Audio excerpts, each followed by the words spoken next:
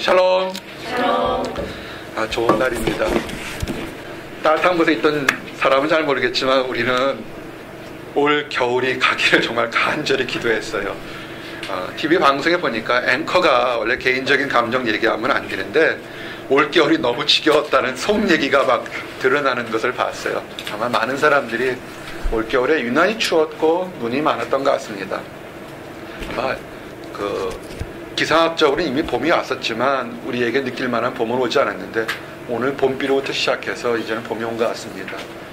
비가 와서 불편한 것도 있지만 또 다르게 보면 둘러싸였던 그 질퍽질퍽했던 거, 걸쩍지근했던 거 다 씻어내는 거는 그런 축복된 날들이 되기를 원합니다. 아멘. 오늘 주제가 있는데 함께 한번 따라 하시기 바랍니다. 역경을 이긴 사람들. 역경을 이긴 사람들.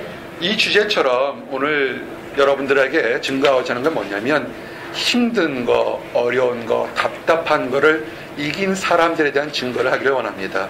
이것은 뭐냐면 혹시라도 지금 함께한 사람들 중에서 육신이 아파서 또는 마음이 답답해서 또는 여러분의 힘과 능력으로 어쩔 수 없는 환경에 얼검해서 그렇게 곤란받는 사람들이 있으면 오늘 말씀을 통해서 위로받고 소망받고 또 인내하기를 원합니다. 그래서 역경을 이긴 사람들 얘기를 증거하기를 원합니다. 특별히 오늘 얘기는 믿지 않는 사람으로부터 우선 얘기를 시작하기를 원합니다. 한국의 유명한 조상인데요.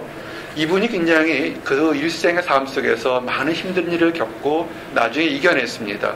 근데 그 사람은 이분은 자기 입으로는 이런 얘기를 하지는 않았지만 만약에 이분이 현대를 사는 사람, 청년들이나 성도들이 내가 이런 것 때문에 힘들어요 그러면 자기의 삶을 통해서 아마 이렇게 증거했을 것 같습니다. 그래서 혹시라도 이 중에 해당되는 사람이 있으면 이 사람이 또 얘기하는 걸 듣고 위로받기 원합니다.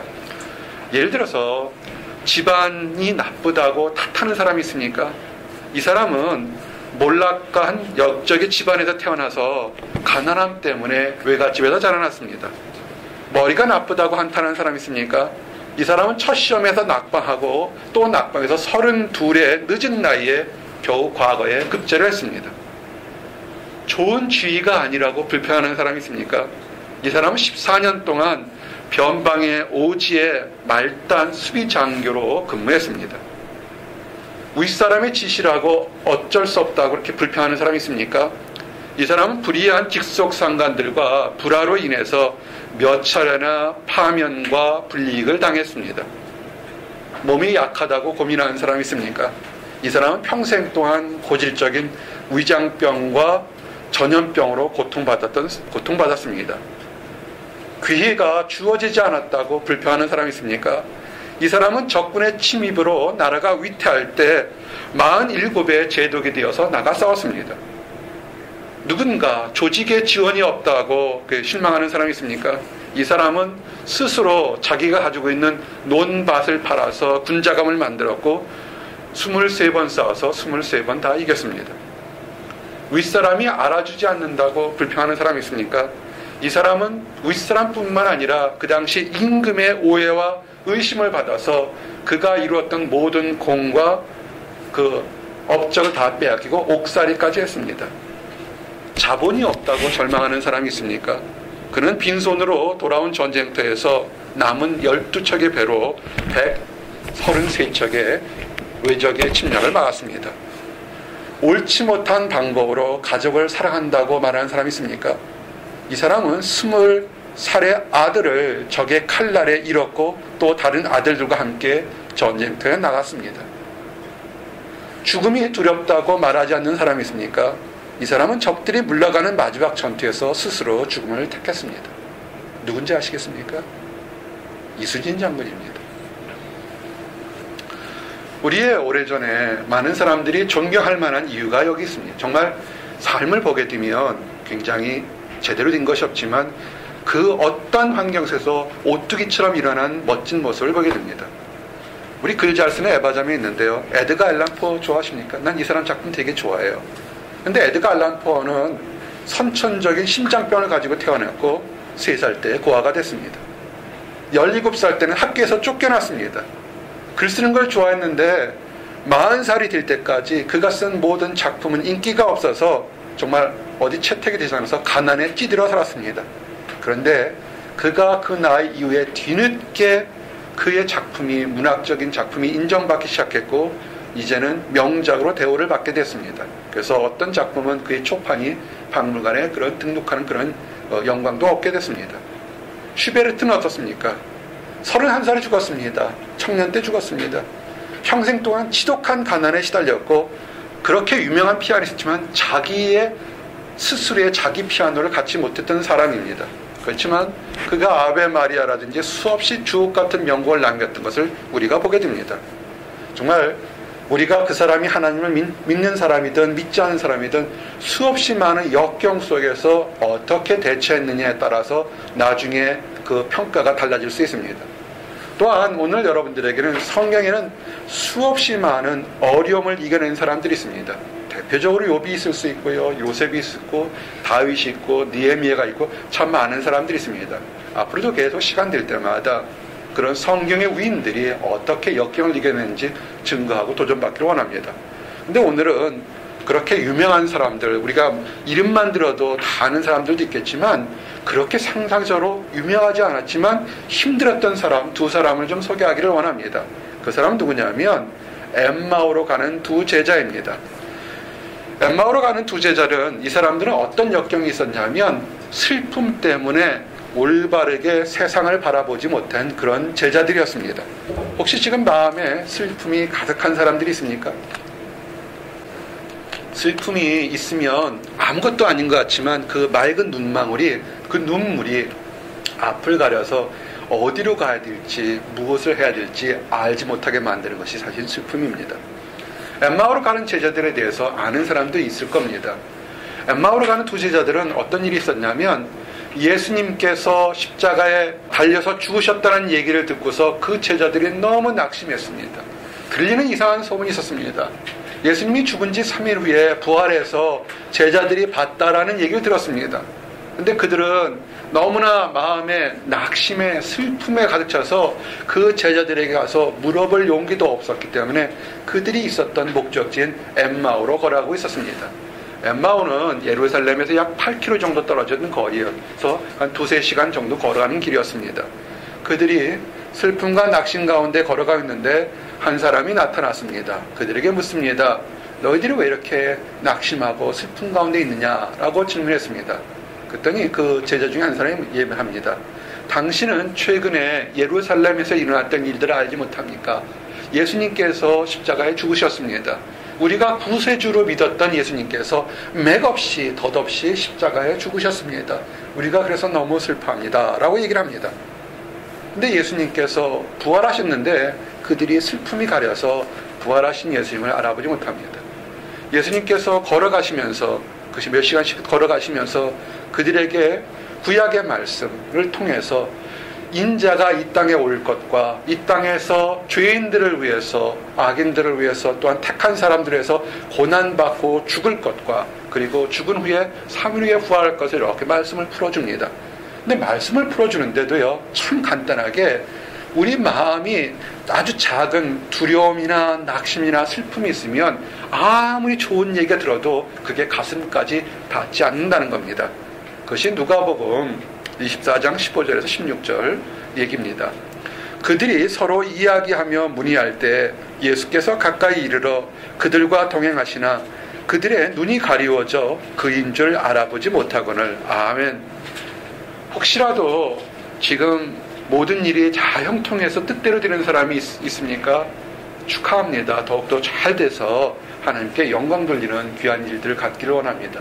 그런데 또한 생각지 않게 작은 일, 큰 일 때문에 이렇게 마음이 번잡한 경우가 있습니까?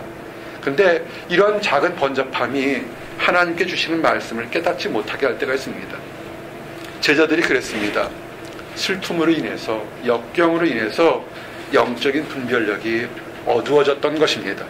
예수님이 늘 함께 하신데도 알지 못했던 것입니다. 그런데 실망하지 마세요. 한번 따라 하시기 바랍니다. 그래도 예수님은 함께 하신다.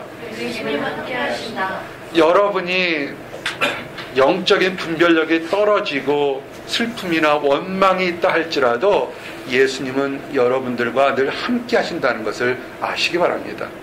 이 제자들이 알지를 못했어요. 부활하신 제자 예수님께서 말씀을 차근차근 풀어주는데 난 기다리는 게 하나 있어요. 이 엠마오 가는 제자들이 예수님께서 말씀 풀어준 것처럼 내가 죽고 나면 천국 가면 예수님께서 하나 풀어줄 거 아니에요. 그 말씀이 어떨지 정말 너무너무 기대가 돼요. 그렇게 풀어줬는데도 1등 학생이 아니었나 봐요. 알지를 못했어요. 그러면서 길을 가면서 참 소망이 뭔지 축복의 말씀이 뭔지를 쭉 얘기를 합니다. 그저 깨닫지 못했습니다. 참 보게 되면 예수님께서 참 사랑이 많으신 것 같아요. 그냥 강권적으로 쫙 깨닫게 할 수 있는데도 시간을 가지고 이 제자들이 깨달을 수 있도록 시간을 주셨습니다. 그러면서 그들이 이렇게 말씀하십니다. 누가복음 24장 25절에서 27절 보니까 이르시되 미련하고 선지자들의 말한 모든 것을 마음에 더디 믿는 자들이여 그리스도가 이런 고난을 받고 자기의 영광에 들어가야 할 것이 아니냐 하시고 이에 모세와 모든 선지자들의 글로 시작하여 모든 성경에 쓴 바 자기에 관한 것을 자세히 설명하시느니라. 아멘. 근데 제자들은 어떻게 했냐면요, 제자들은 영안이 닫히니까 말씀을 풀어주는 예수님이 단지 자기들의 지금 슬픈 마음, 답답한 마음을 위로해주는 그런 따뜻한 사람으로만 생각했던 것입니다. 그러면서 예수님은 길을 걸어가시면서 더 걸어가시면서 제자들이 깨닫기를 원했지만 그들은 이 사람하고 있으니까 내 슬픔이 사라지는구나. 나와 함께 있었으면 좋겠다. 이제 해도 저물었으니까 우리와 함께 식사했으면 좋겠다. 이렇게 강권한 거예요. 거꾸로. 예수님은 더 가면서 깨닫기를 원했지만 이 사람들은 내 마음이 편하니까 좀 여기 있어 주십시오. 이렇게 했습니다. 예수님께서 그런 제자들의 강권함도 또 들어주셨어요. 식사를 하시면서 축사하셨어요. 그제서야 그 제자들의 눈이 열렸습니다. 누가복음 24장 28절에서 29절 보니 그들이 가는 마을에 가까이 가매 예수는 더 가려 하는 것 같이 하시니 그들이 강권하여 이르되 우리와 함께 유하사이다. 때가 저물어 가고 날이 이미 기울었나이다 하니 이에 그들이 함께 유하러 들어가시니라. 아멘. 참 대단하죠. 우리 같은 경우는 여러분들이 아마 나중에 교수님이 되고 또한 유명한 학자가 돼서 제자들에게 이렇게 한 번, 두 번 가르쳐서 깨닫지 못하면 뭐라고 한마디 할 텐데 예수님은 그걸 책망하지 않으시고 그냥 내가 지금 마음이 좋으니까 아까는 슬펐는데 지금 위로가 되니까 좀 더 계셔서 따뜻한 말씀 해주세요 라고 하는 어떻게 보면 어린애 같은 그 기도, 그 부탁까지도 들으시고 함께 하셨다는 겁니다. 오늘 함께한 사람들 중에서도 믿음의 성숙이 된 사람이 있고 연약한 사람도 있을 거라고 봅니다. 근데 해야 될 건 뭐냐면 연약해도 좋으니까 이 엠마오로 간 두 제자처럼 내가 하나님에 대해서 잘 모르지만 예배를 드리니까 마음이 따뜻해요. 찬양을 드리니까 마음이 따뜻해요. 기도 드리니까 마음이 따뜻해요. 여기 좀 있어 주시면 안 되겠습니까? 이런 작은 기도, 어떻게 보면 어린아이 같은 기도를 하나님은 들으셨다는 겁니다. 예수님은 들으셨다는 겁니다. 그러면서 그 연약한 기도를 들으시고 식사하시면서 축복할 때 그때서야 그들의 눈이 밝아져서 부활하신 예수님인 것을 알아봤습니다. 알아봤을 때 예수님은 이제 사라지셨죠.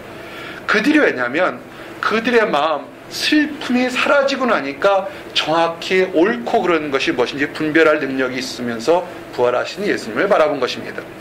그들과 함께 음식 잡수실 때 떡을 가지사 축사하시고 떼어 그들에게 주시니 그들의 눈이 밝아져 그인 줄 알아보더니 예수는 그들에게 보이지 아니하시는지라. 아멘.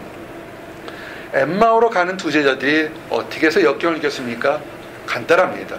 그들은 하나님의 말씀을 들었기 때문에 시간이 걸렸지만 그들은 역경에서 이겨낼 수 있었던 것입니다.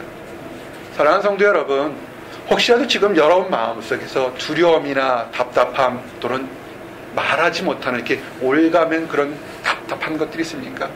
여러분들을 이겨내는 것은 사람이 아니고 환경의 도움이 아닙니다.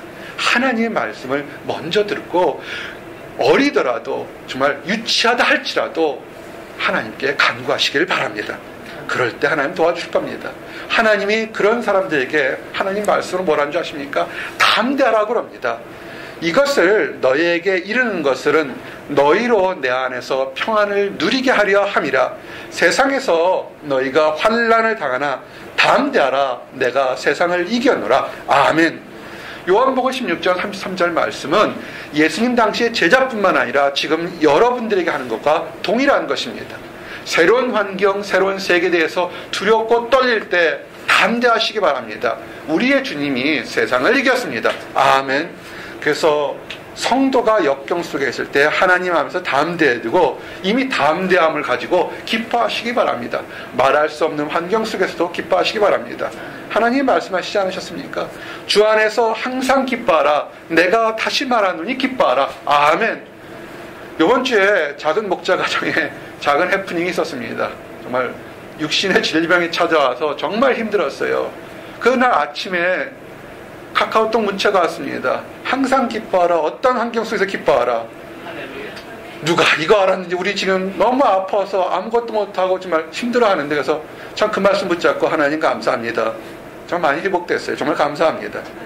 오늘 그래서 혹시라도 지금 여러분 역경 속에 있는 사람들에게 몇 가지 이미 역경을 이길 것 생각하고 기뻐하는 것에 대해서 좀 오늘 말씀을 증거하기를 원합니다. 그래서 오늘 주신 말씀으로 기뻐하라에 대한 얘기를 증거하기를 원하면서 무엇을 즐거워할지 무엇을 기뻐할지를 좀 증거하기를 원합니다. 따라하세요. 거듭남을 즐거워하자. 여러분이 거듭난 사람임을 즐거워하시기 바랍니다. 쉽게 얘기하면 여러분이 하나님의 자녀가 된 것을 즐거워하시기 바랍니다. 하나님의 자녀, 성도는 그냥 여러분이 내가 이제 교회 좀 다녀볼까? 내가 하나님을 믿어볼까? 이렇게 해서 시작된 것이 아닙니다. 여러분의 이 자리에 온 것, 하나님의 자녀가 된 것은 창세 전부터 미리 아심으로 특별하게 선택한 결과인 것입니다. 여러분들을 택했기 때문에, 여러분들을 아주 오래전부터 택했기 때문에 여러분들에 대한 하나님의 특별한 뜻이 있습니다. 콜링, 소명이 있는 것입니다. 많은 사람들이 볼 때 목회자가 힘들고 어려운 환경에서도 정말 말할 수 없는 환경에서도 목회의 길을 갑니다.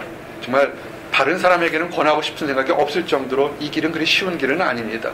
근데 그 사람들이 얘기합니다. 그래도 목사님은 하나님으로부터 소명을 받았지 않습니까? 맞습니다. 소명을 받았습니다. 콜링을 받았기 때문에 이것을 하라는 명령을 받았기 때문에 싫든 좋든 가야 됩니다. 그렇지만 여러분들도 콜링이 있습니다. 여러분들의 콜링, 여러분들의 소명은 뭐냐면 여러분들은 하나님의 자녀이라는 것입니다. 그래서 하나님의 자녀이기 때문에 여러분이 잘 된다고 해서 여러분이 교만할 필요도 없고 여러분이 못한다고 해서 낙심하거나 좌절할 필요가 없습니다. 오늘 주셨던 베드로전서 1장 2절의 말씀이 이겁니다. 곧 하나님 아버지의 미리 아심을 따라 성령이 거룩하게 하심으로 순종함과 예수 그리스도의 피뿌림을 얻기 위하여 택하심을 받은 자들에게 편지하노니 은혜와 평강이 너희에게 더욱 많을지어다. 아멘. 여러분은 하나님의 택함을 받은 사람들입니다. 아멘. 여러분 택함 받은 사람에게 하나님 뭐라고 하냐면 은혜와 평강이 어떻게 더욱 많이 있기를 원하노라. 이것이 하나님이 여러분들에 대한 소명인 것입니다. 지금 내가 마음의 평강, 기쁨도 없고 즐거움도 없고 강건하지 못하다 할지라도 그것은 여러분들을 주시는 하나님 뜻이 아니라 하나님은 여러분에게 은혜와 평강을 주시기를 원합니다. 아멘. 성경을 읽으십시오. 성경을 믿으시기 바랍니다. 성경은 아주 구체적으로 하나님이 성도들을, 여러분들을 택했다고 얘기했습니다. 쉽게 얘기해서 여러분이 모태의 뱃속에서 지어지기 전부터 여러분들을 아신다고 얘기했습니다. 하나님을 향해서는 아주 특별한 사랑을, 특별한 목적을 이미 예비하셨습니다. 로마서 9장 29절에 보니까 하나님이 미리 아신 자들을 또한 그의 아들의 형상을 본받게 하기 위하여 미리 정하셨으니 이는 그로 많은 형제들 중에서 맏아들이 되게 하려 하심이니라. 아멘. 여러분의 꿈이 뭡니까? 훌륭한 학자, 교수, 사업가, 훌륭한 아버지, 어머니 또는 많은 일들을 할 수 있습니다. 그렇지만 하나님의 여러분을 향한 꼴은 뭐냐면 하나님의 아들의 형상을 닮은 사람, 작은 예수가 되기까지 큰 꿈을 가지고 계신 것입니다. 지금 외롭고 힘들고 어렵다고 좌절하고 낙심하지 마십시오. 요만큼 이뤘다고 교만할 필요가 하나도 없는 겁니다. 하나님이 여러분들에 대한 비전은 뭐냐면 작은 예수가 되기를 원하는 것입니다. 아멘. 그러므로 하나님을 믿는 사람, 성도가 됐다는 것은 우연이 아닙니다. 의지가 아닙니다. 누군가는 여러분을 위해서 알지 못할 때 누군가는 여러분을 위해서 하나님께 간구하면서 지금 방황하고 있는 저 사람이 하나님의 자녀가 되게 해달라고, 또한 혹시라도 그릇된 길을 가게 되면 올바른 길을 하게 해달라고 기도하는 사람이 있고, 천사들이 여러분을 도와줬고 하나님의 오랜 계획이 여러분들에게 있었던 것입니다. 성도가 받는 이 구원은요, 절대로 흔들리면 안 됩니다. 이것은 사람의 의지나 능력으로 받는 것이 아니라 전적으로 하나님의 선물인 것입니다. 아멘. 우리가 하나님을 믿고 난 다음에 행한 것에 대해서 보상받고 칭찬과 인정받는 것은 우리의 행위로 지속될 수 있겠지만, 하나님의 자녀가 되는 것만큼은 전적으로 하나님의 선물인 것입니다. 그래서 그런 놀라운 선물, 이 세상에서 어떤 것으로도 받을 수 없고 살 수 없는 선물을 받은 여러분들이 실망하거나 낙심한다는 것은 하나님의 뜻이 아닙니다. 그래서 기뻐하시기 바랍니다. 그리고 또한 우리가 소망을 갖고 희망을 가질 수 있는 건 뭐냐면, 우리에게 예수 그리스도가 있기 때문에 그렇습니다. 그리고 우리가 지금 눈에 보이지 않아서 때로는 예수님이 멀리 떨어져 있는 것 같을 때 우리의 눈에 보이게, 우리의 가슴에 와닿을 수 있는 게 뭡니까? 하나님의 말씀 아닙니까? 그래서 예수 그리스도가 우리에게 소망이 되고 하나님의 말씀이 우리에게 소망이 되는 것입니다. 그리고 분명하게 약속해 주시지 않습니까? 이 땅의 삶은 흘러가는 것처럼, 눈 한 번 깜짝하는 것처럼 순간의 세월입니다. 이게 잠시 지나가게 되면 예수님께서 다시 이 땅에 오시겠다고 약속했으면서 우리들이 천국에서 하나님 나라에서 공의와 축복 속에 산다고 분명히 약속했던 것입니다. 청년의 때는 세월이 굉장히 길게 느껴집니다. 그리고 굉장히 앞으로 해야 될 것이 많다고 느끼지만, 나이가 먹어 들면 그 모든 것이 한 여름밤의 꿈처럼 빨리 흘러간다는 것을 알게 됩니다. 지금 힘들고 어렵다고 좌절하거나 낙심하시기 마시기 바랍니다. 하나님 주신 소망은 세상의 것처럼 썩어지거나 없어지지 않습니다. 불이나 악행이 없는 곳입니다. 공의와 사랑이 넘치는 곳입니다. 그곳에서 우리가 하나님과 함께 즐겁게 살 수 있는 것입니다. 그때까지 참고 기다리시기 바랍니다. 3절 4절 오늘 주신 말씀이 그 얘기입니다. 우리 주 예수 그리스도의 아버지 하나님을 찬송하리로다. 그의 많으신 긍휼대로 예수 그리스도를 죽은 자 가운데서 부활하게 하심으로 말미암아 우리를 거듭나게 하사 산 소망이 있게 하시며 썩지 않고 더럽지 않고 쇠하지 아니하는 유업을 잊게 하시나니 곧 너희를 위하여 하늘에 간직하신 것이라. 아멘. 하나님의 자녀 거듭난 것을 기뻐하라 그랬습니다. 그것이 소망이 된다고 그랬습니다. 두 번째는 하나님의 보호하심을 기뻐하시기 바랍니다. 하나님이 여러분을 택했기 때문에 하나님은 택한 자녀들을 완전하고 온전한 구원에 이르도록 보호해 주십니다. 끊임없이 하나님의 자녀들을 보호하시고 깨달을 수 있도록 그런 기회를 주시고 역사하고 계십니다. 5절에 보니까 너희는 말세에 나타나기로 예비하신 구원을 얻기 위하여 믿음으로 말미암아 하나님의 능력으로 보호하심을 받았느니라. 아멘. 누구의 말씀입니까? 하나님의 말씀입니다. 지금 우리가 힘들고 어렵다 할지라도 하나님이 우리를 버렸다고 생각하지 마시기 바랍니다. 하나님은 여러분을 보호하고 계십니다. 그래서 지금 우리의 뜻과 하나님의 뜻이 다르기 때문에, 시각이 다르기 때문에 그런 것 뿐입니다. 어떤 환경에서도 하나님의 보호하심을 믿고 기뻐하시기를 바랍니다. 비록 때로는 눈에 보이지 않아도, 부르짖지 않아도 응답하지 않는 것처럼 느낄 때가 있습니다. 그렇지 않습니다. 하나님은 성도들이 부르짖을 때 안 보인다고 해서 사라지고 없는 것이 아니라 여러분들을 위해서 특별한 뜻이 있는 것입니다. 이것이 성도들에게 때로는 그 특별한 뜻이 힘들처럼 느낄 때가 있습니다. 뭐냐면 성장시키기 위해서 때로는 침묵하실 때가 있습니다. 여러분의 믿음이 성장시켜지고 연단시키고 아름다워지도록 때로는 가만히 계실 때가 있습니다. 이럴 때 참고 기다리시기 바랍니다. 이런 역경을 잘 이겨내게 되면 하나님으로부터 칭찬받고요, 사람들로부터 존경받습니다. 우리가 이 설교를 시작하기 전에 몇 사람들의 얘기를 들어서 어려운 환경을 이겨내면서 우리가 그 사람을 존경하는 것처럼 성도들도 마찬가지입니다. 우리가 유명하든 무명하든 간에 역경을 잘 이겨내게 되면 하나님으로부터 칭찬받고 사람들로부터 존경받을 수밖에 없게 되어 있습니다. 로마서 8장 30절에 뭡니까? 우리가 힘들게 한 이유가 있습니다. 또 미리 정하신 그들을 또한 부르시고 부르신 그들을 또한 의롭다 하시고 의롭다 하신 그들을 또한 영화롭게 하셨느니라. 아멘. 우리가 하나님의 자녀가 된 것으로 끝이는 것이 아니라 의롭게 만들려는 과정이 있고 의로워진 다음에 영광을 주는 영화의 과정이 있다는 것입니다. 다음 단계 과정이 있기 때문에 때로는 힘들고 어려울 수도 있다는 겁니다. 이제 좀 힘든 얘기인데 함께 고백하기 원합니다. 한번 따라하세요. 시험을 기뻐하자. 시험을 기뻐하자. 우리 성도들은 압니다. 이 시험이라는 것이 사단이 주는 템프테이션이 아니라 하나님이 주시는 테스트라는 걸 압니다. 이 유혹과 테스트에 대한 얘기는 다음 기회에 좀 더 자세하게 하겠습니다. 오늘 얘기하는 것은 하나님께서 성도들에게 주는 테스트, 시험을 이겨라는 것입니다. 하나님은 성도들이 영광스러운 단계에 들어가도록 때로는 시험을 준비시킵니다. 그래서 시련이 다가온다고 좌절하거나 낙심하지 마시기 바랍니다. 시련을 잘 이겨내게 되면 여러분 안에 있는 그 믿음이 더러웠던 거, 불편했던 거, 깨졌던 것이 다 사라지고 정말 정금처럼 깨끗한 믿음으로 드러나게 됩니다. 그래서 하나님부터 칭찬받게 되는 것입니다. 베드로전서 1장 6절 7절 그러므로 너희가 이제 여러 가지 시험으로 말미암아 잠깐 근심하게 되지 않을 수 없으나 오히려 크게 기뻐하는도다. 너희 믿음의 확실함은 불로 연단하여도 없어질 금보다 더욱 귀하여 예수 그리스도께서 나타나실 때 칭찬과 영광과 존귀를 얻게 할 것이니라. 아멘.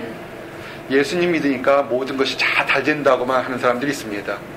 물론 축하할 얘기죠. 그렇지만 때로는 겸손해질 필요가 있습니다. 하나님 믿고 나서, 예수님 믿고 나서 뜻대로 안 되는 사람이요, 그 사람이 잘못해서만 그렇게 벌 받는 것은 아닙니다. 애매히 또는 하나님께서 더 좋은 것을 주시기 위해서, 연단시키기 위해서 그렇게 어려움 속에 놓는 것이 상당히 많습니다. 오늘 베드로전서 말씀이 뭐습니까? 초창기 초대교회 때 하나님을 알아서 기쁨 가진 성도들에게 너희들이 기쁘지만, 그렇지만 현실에게는 너희들에게도 잠깐 어려움이 찾아올 것이다. 그러나 그 어려움에 결코 굴복하지 말라, 이렇게 얘기를 하는 것입니다. 여러분의 삶에 어려움이 찾아올 것입니다. 어쩌면 오고 있는지도 모르겠습니다. 결코 두려워하지 마시기 바랍니다. 말씀이 뭡니까? 잠깐 근심하게 되지 않을 수는 없지만 그러나 기뻐하라는 것입니다.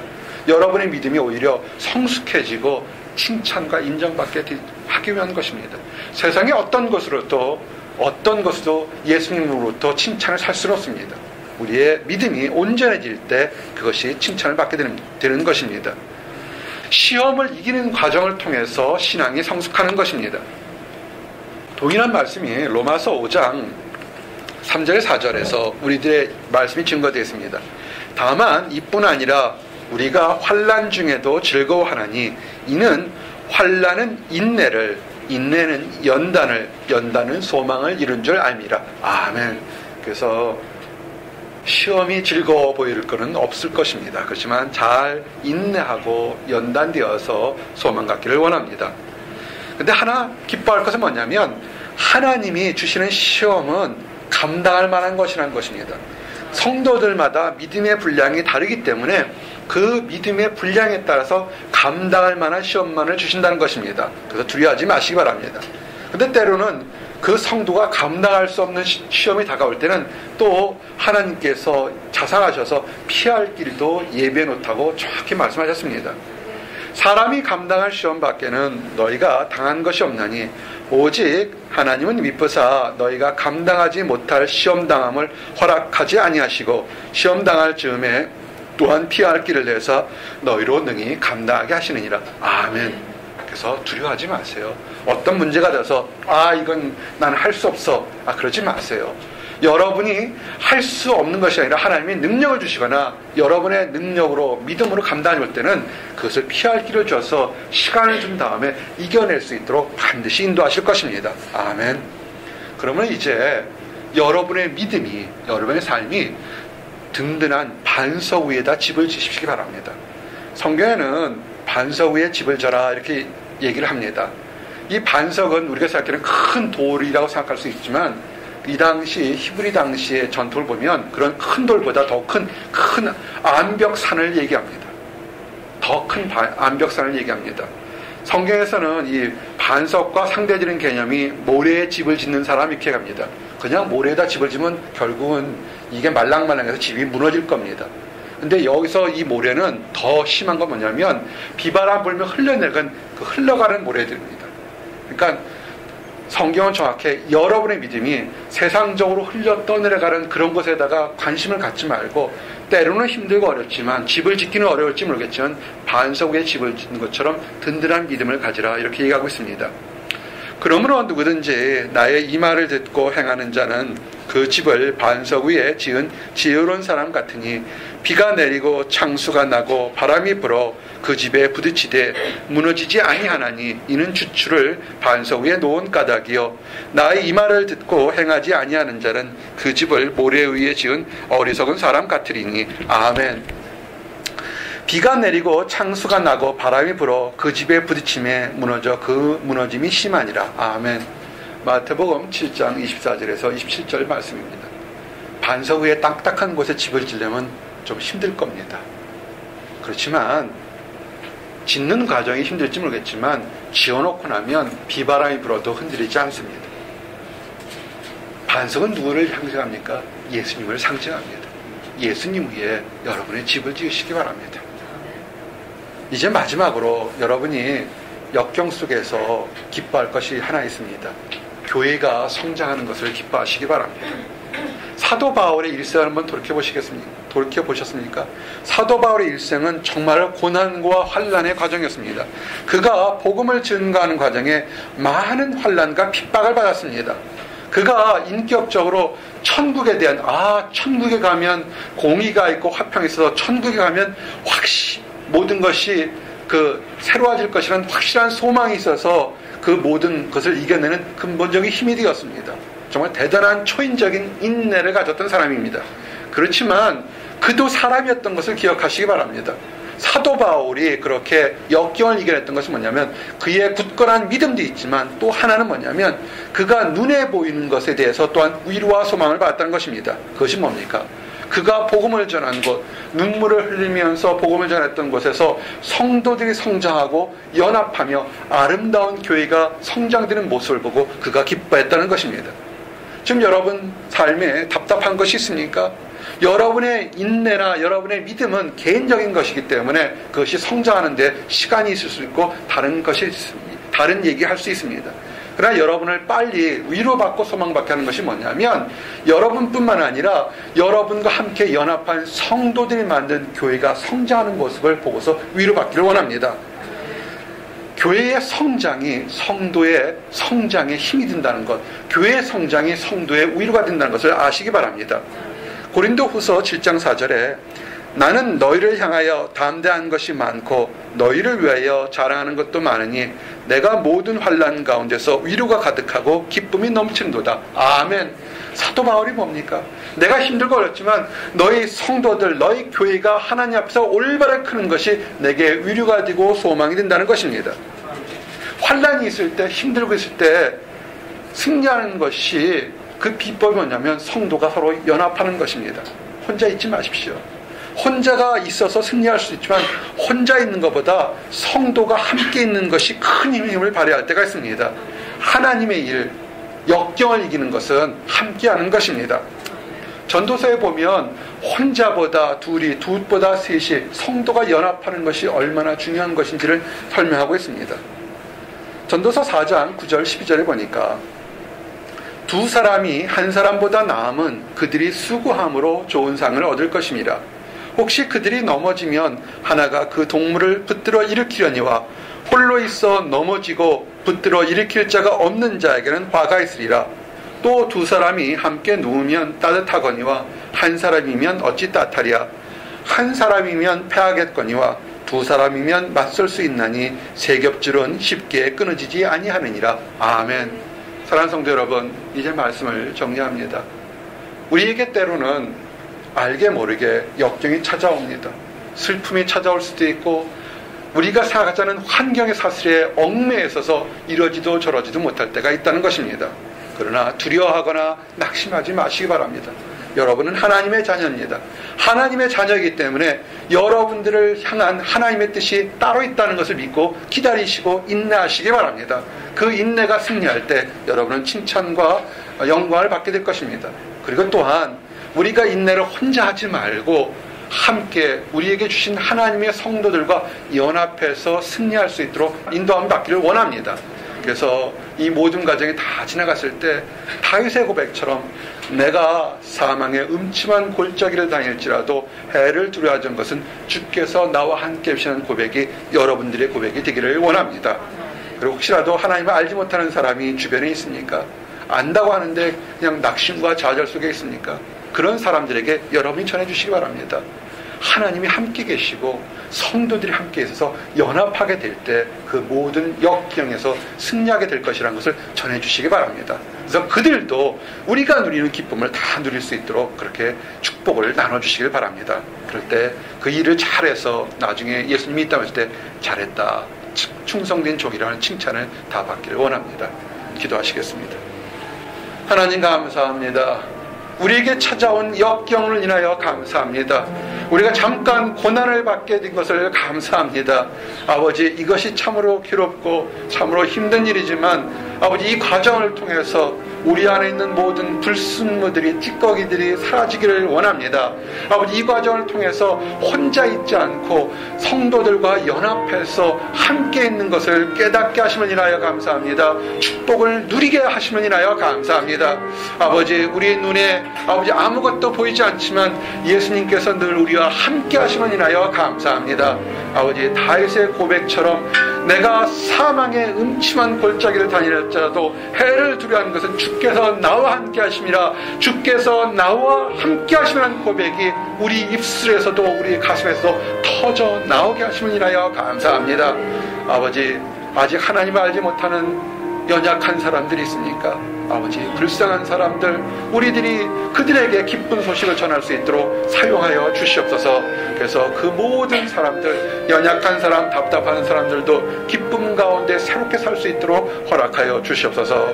감사합니다. 예수 그리스도를 받들어 드렸습니다. 아멘.